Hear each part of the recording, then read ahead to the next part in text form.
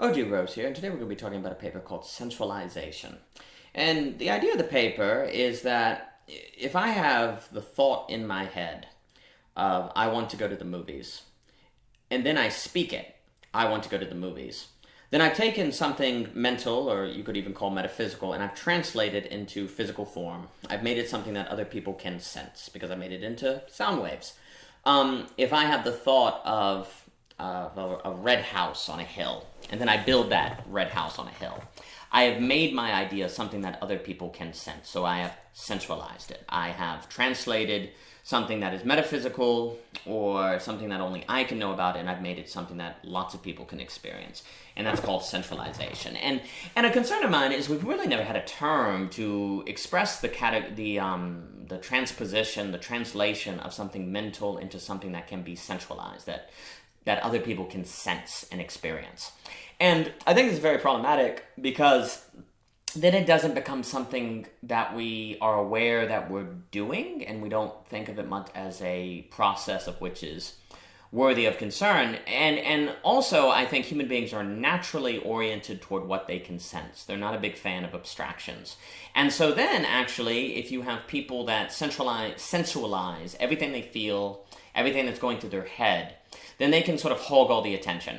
They can be someone that controls the conversation, as opposed to someone that may have thoughts in their head and not speak them all the time. Because that individual, which I guess you could call an introvert, is going to be more private. The idea, well, not necessarily more private. I mean, you can get there are introverts that talk a lot. It just depends on who they're around. It's that it becomes something that only they know about. And society tends to go in the direction of things that are tangible, that can be sensualized. But there are some times in life where you shouldn't speak, where you should keep quiet. There are some times where you shouldn't act. You should let someone else act. But if all of the incentives and rewards and compliments in society favor the people who sensualize, who act, well, then you can get a perverted incentive structure in your society where you can have overaction, over-sensualization, when there are some things that you shouldn't say. Like, for example, if you come home and you're upset that the house is dirty, and you live in a society that's always like, get it off your chest or vent, where you're led to believe that centralizing is best, well, then you might yell at your husband or yell at your wife or whatever, or get mad at them.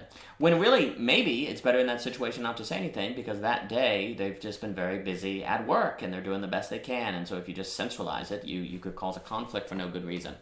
And also, too, I think we need the term centralization because we lose sight of how miraculous it is. It's kind of unbelievable that human beings can take an idea in their head and turn it into something that exists in the physical world.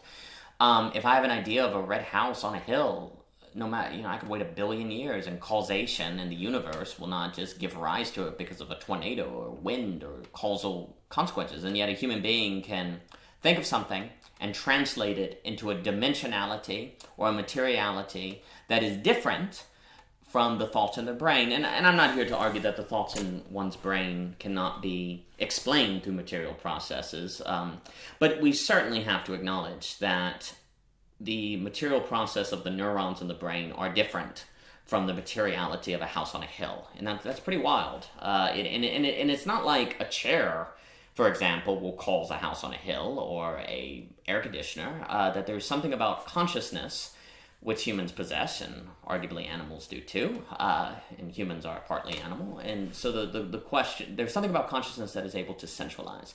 And a defining feature of meaningful consciousness seems to be sensualization. And I think often it is sensualization that creates this impulse for human beings to think that human beings have something special about them, that they're able to seemingly create, and not merely cause, to use that Berdyaev distinction, where the Russian theologian says that only God can create, and everything else can only cause. And that's kind of interesting, because he says that unless you create from nothing, then you're not creating, you're just causing. And that's quite interesting. But there is something about thinking and then centralizing that thought that feels like creation as opposed to mere causation. Now, you're creating into causation, you're putting a thing into causation, but it seems incorrect to suggest that it is merely causation, that it's not at least some kind of special causation. But of course, the problem is, if I create something into causation, it's going to seem like and be observed as mere causation. because if there are these distinct abilities humans have to create and not merely cause, which would be an expression of free will, then it's always going to be dressed in causation, per se. If free will exists, it's always going to be dressed in determinism, per se. So it's very hard to observe. But anyway, there's more on that in other papers. So anyway, the paper is called Sensualization. You can find it on ogrose.com, and thank you for your time.